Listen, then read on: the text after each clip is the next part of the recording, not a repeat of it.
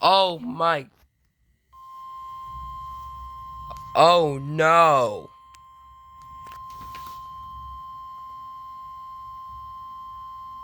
The National Weather Service in Melbourne has issued a severe thunderstorm warning for east central Volusia County and east central For Florida Volusia at 12:04 County. p.m. Eastern Daylight Time. At 12:44 p.m. Eastern Daylight Time, a severe thunderstorm was located over Edgewater, moving northeast at 40 miles per hour. Hazard, 60 miles per hour wind gusts and quarter-size hail. Source, radar indicated. Impact, hail damage to vehicles is expected.